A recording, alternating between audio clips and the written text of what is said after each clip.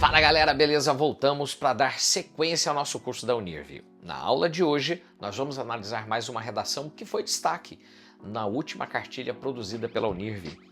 Cartilha que foi solta aqui no ano de 2025, então com os textos dos vestibulares mais recentes. A gente quer mostrar para vocês o modo como a universidade ela trabalha, né? A apresentação da correção, é uma apresentação de correção muito boa e a gente vai perceber aqui como a Unirv ela é rigorosa com a análise desse texto em algumas questões que são específicas. A gente já pega uma redação que tem algumas anotações, isso vai facilitar aqui vocês conseguirem enxergar o momento e o modo como o corretor ele pensa a análise do texto, tá? Pois bem, dito isso, vamos conhecer aqui o título primeiro, né? A geração delinquente e a família constituinte da formação. Ó, a geração delinquente e a família constituinte da redação. Título ok, não tem verbo, então não precisa de pontuação. No Brasil, a fim de assegurar os direitos humanos aos jovens cidadãos, o Estatuto da Criança e do Adolescente é responsável por ditar formalmente o cuidado necessário para propor uma vida digna e potencializar aos menores de idade. Uma vida digna e protegida aos menores de idade. Até aqui, a gente já tem um comentário para fazer, né? Que é sobre a questão argumentativa. A parte de legislação, ela deve ser usada na prova da Unirv. É um excelente repertório sociocultural. Então, Constituição Federal e os estatutos, né, criança, Estatuto da Terra, do idoso, leis específicas, eles são super bem-vindos, porque mostra uma análise que ela é uma análise real, mostra uma análise material, real, perceptível dentro do mundo real, o que faz com que esse tipo de visão ele seja valorizado pela universidade. Então, ok, boa argumentação, tá? É função da família, do Estado e da sociedade garantir um desenvolvimento humano saudável aos jovens. Aqui a gente vê já um texto maduro, né? Um texto com uma letra menor. Eu geralmente digo para os alunos assim, que mais ou menos 14 palavras por linha. Vamos dar uma olhada? Ó, 1, 2, 3, 4, 5. 1, 2, 3, 4, 5, isso, né? 6, 7, 8, 9, 10, 11, 12, 13, 14, 15, 16, mais ou menos. Aqui, ó, perfeito. Excelente, ou seja, muito repertório sociocultural para chegar acima da linha 20 é alguém que vai ter que mostrar muita qualidade, muita informação. Redações assim fazem com que as pessoas elas sejam mais afeitas aos erros, né? Elas ficam mais disponíveis à possibilidade de erro, já que elas escrevem muito. Então, acho que faz parte do processo, mas é, obviamente, uma escolha muito melhor, muito positiva do que fazer aquelas letras gigantes, né, que você incorre muito mais riscos de uma nota menor, já que você não tem muito espaço para poder articular o texto e fazer a sequência das ideias, ok? No entanto, beleza, fez um conectivo ali adequado. Apenas a existência de garantias documentadas e a favor da vida saudável juvenil persiste o problema de famílias disfuncionais serem incapazes de conduzir uma educação domiciliar efetiva, resultando na criação de jovens delinquentes e responsáveis para a convivência social legal. É isso aí. Então você tem aqui, a gente chama isso em redação de contexto. Contexto. Alguém que está fazendo uma análise, trazendo para a atualidade. Agora vem aqui, ó. De fato, gosto muito desse conectivo, muito bom. O cotidiano do cidadão adulto dificulta uma esfera familiar positiva para o crescimento dos filhos e, ao ir para a vida em sociedade, não adere apoio. Aqui ficou meio confuso, não sei se vocês perceberam, não sei se vocês enxergam assim também, meio confuso, eu não entendi. Agora temos outras observações para serem feitas aqui, olha, o básico, não pode, tá vendo? Olha aqui, ó. Isso aqui, infelizmente, vai mexer na nota do candidato, tá? Por que mexe na nota do candidato? Essa é a grande pergunta, né? A gente está falando de uma redação em que a universidade ela é muito rigorosa com essa questão de fazer principalmente um texto que tenha alinhamento, um texto que seja equilibrado, né? Aqui você já vê bem isso aqui, né? Eu vou colocar aqui no Brasil, quer ver? Ó? Vou passar aqui no Todavia, você vai ver a... Tá vendo? Não ficou certinho, né? Eu vou colocar aqui assim para tentar fazer certo. Será que vai dar? Não, também, vou ter que fazer com esse aqui mesmo. Pronto. Aí, ó. Tá vendo? Universidade que é mais rigorosa, ó, universidade que é mais rigorosa, corretor que é mais rigoroso, ele olha isso aqui, não tem jeito. Você percebe que o corretor ele vai tirar nota aqui, ó, ele fez essa marcaçãozinha para mostrar exatamente para a pessoa que ele iria mexer com a avaliação, tá? Porque os alinhamentos da esquerda não estão legais, o parágrafo não está legal. Aqui, ó, já dá para ver certinho também que o alinhamento da direita também não está bom. Então é óbvio que o aluno poderia ter ganho aí no mínimo 2 pontos a mais, 2 pontos a mais para que ele pudesse ter uma nota, talvez está 7,6, iria para um 7,8, semelhante a uma redação que vimos recentemente, que era 7,7, foi a aula anterior. Então vamos dar sequência aqui, né? Na atualidade, deixa eu só ajustar isso aqui, tá? Vamos lá. Na atualidade, a criação de filhos não é priorizada pelo homem diante da rotina corrida. Os filhos são vistos como esforço desnecessário. Por analogia ao modo contemporâneo de viver, o principal objetivo do adulto é cumprir as obrigações trabalhistas.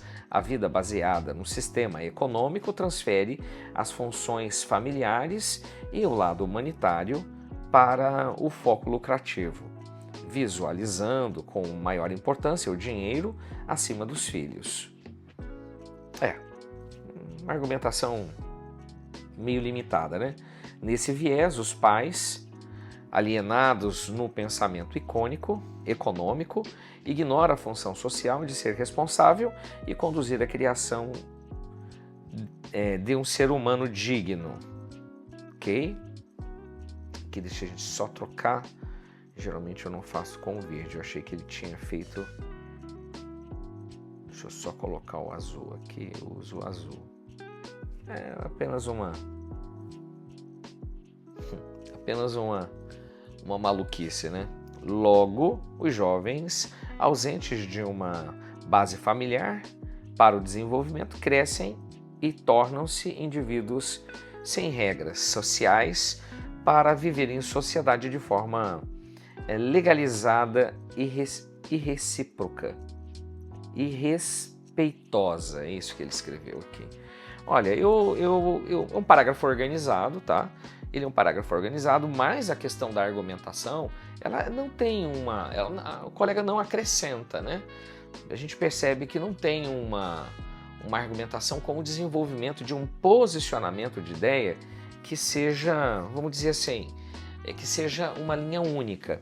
Eu digo porque o colega optou por falar lá no início que os pais, eles olham para os filhos como um esforço desnecessário, né? E você percebe que ao longo do texto, essa questão do esforço, que o filho é um peso e tal, ela vai mudando para outras discussões, ela vai mudando para outros aspectos. Então assim, a dica que eu te dou é, você falou que prometeu falar do esforço desnecessário, você vai ter que falar o parágrafo inteiro seguindo a mesma linha e vai ter que terminar no final retomando o que você falou lá. O texto ele deixa de ter uma certa coerência argumentativa. Então, prometi falar de uma coisa, eu vou ter que seguir de maneira coerente analisando o aspecto que eu havia prometido, vamos dizer assim, dentro do tópico frasal da minha redação. Então aqui tem uma falha, tá? Que é uma falha que eu considero uma falha grave. Todavia, aqui eu gosto muito desse jeito de escrita. O colega colocou atualidade aqui, todavia. O que o colega está fazendo é contrariar a ideia anterior. A gente chama isso de contra-argumento. Então, ó, o esforço desnecessário. Tá, todavia, como registrado no ECA, a sociedade e o Estado são concomitantemente responsáveis por reger os jovens sociais saudáveis. Eu acho que é reger, né? Mas ó, vamos dar uma olhada no que o colega fez aqui. Ele está na linha 15 e retomou o Estatuto da Criança e do Adolescente na linha 1. O nome disso é coesão referencial. A coesão referencial é toda a estrutura que você tem dentro da redação, em que você, em um determinado momento do texto lá na frente, retoma algo que você disse anteriormente. Isso aqui é estratégia de redação. Mandou bem, estratégia de texto, retomou para poder seguir, né? Portanto, opa, aqui está errado, tá? A expressão portanto, ela tem um valor que é um valor simbólico muito grande, um valor gramatical muito grande, ela deveria estar aqui. Outra coisa que eu não concordo aí, que se ela fala portanto, ó, eu nem vi esse parágrafo aqui, vamos dar uma olhada? Vamos dar uma olhada? Ela coloca o portanto aqui e depois vamos seguir a parte da pontuação. Ó, aqui no entanto, tá vendo? Duas ideias conclusivas. Errado. Mas talvez não tenha perdido ponto porque é de 0 a 3 erros. De 0 a 3 erros, então tá valendo. Mas vamos deixar essa marcação aí, tá bom? Portanto, é dever deles garantir uma vida digna dos jovens, apesar da negatividade em casa, protegendo a nova geração. Aqui ainda era a parte preta, tá? Vou só seguir isso aqui, porque é como se fosse a sequência da mesma ideia. Ele ainda está apresentando a tese dele, a tese do parágrafo, né, evidentemente. Desse modo, a presença da delinquência juvenil no dia a dia expressa a falibilidade governamental. Eu acho que foi isso, né? A expressão é falibilidade, né? Falibilidade governamental, aqui eu vou marcar, tá bom? Eu basicamente não entendi, então ali, tchau, obrigado. Governamental e social por não agir e ajudar nas necessidades de desenvolvimento dos jovens. Ok.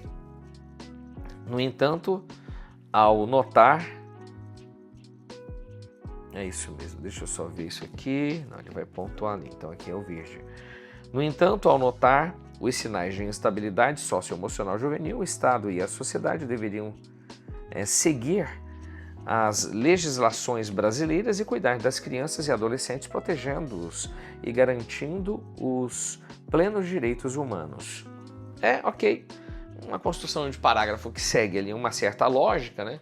Retomando ali o Estatuto da Criança e do Adolescente, fazendo análise sobre as consequências, né? O que o Estado deveria fazer. Ok, bom. Não é um texto que você fala, nossa, puxa, que texto incrível, né? Mas tá certo. O texto que segue aqui sem um ponto positivo, tá? Em suma, vocês já sabem que eu acho que ali deveria ser o portanto, né? A formação de uma geração de cidadãos ultrapassa os limites familiares e não entendi isso aqui. Não, esquece, não vai. Não sei o que, ações sociais e estatais para efetivar a criação de indivíduos legalmente sociáveis. Aí ele coloca em suma e depois enfim. A reação das famílias disfuncionais modernas contribuem exponencialmente para o agravamento da delinquência dos jovens, porém não possui total culpa da origem do cidadão antissocial. Tá retomando aqui o desenvolvimento 1 e 2, né? Assim, infelizmente, o plano utópico do ECA, voltou ECA, coesão referencial, a presença do Estatuto da Criança e do Adolescente aqui, no último parágrafo, trazendo um desenvolvimento de ideia, que eu vou só finalizar aqui, ó. Não é efetivado apenas, norteia a sociedade, não concluindo a ideia de jovens unicamente sociáveis. Tá certo. A presença aqui da coesão referencial, mais uma vez, ela faz uma análise para essa questão de você tornar esse parágrafo com um pouquinho mais de qualidade. Talvez o colega tenha pensado em fazer aqui um final reflexivo. E eu acho que ele conseguiu. Ele simplesmente não retomou preguiçosamente o que se vê lá na linha 1, conforme a gente está acostumado a ver por aí, né? O colega ele faz uma análise positiva no final, que eu gostei, a parte que eu mais gostei, para ser sincero, no final foi essa parte verde aí, tá? Então preto, vermelho e verde também no desenvolvimento 2. Aqui no desenvolvimento 1 tem o azul. Eu acho que esse é o limite de estruturas que tem que ter dentro do texto. Eu só faria o contrário, eu acho que a versão seria diferente, mas tá tudo certo, tá? Aí é uma questão de gosto só. Algumas observações, eu concordo com as observações em relação aos afastamentos da margem da esquerda, da direita, com essa questão da separação silábica, também concordo, tá? Aqui não vi uma questão da precisão argumentativa na linha 9, quando a colega falava sobre a questão do esforço, né?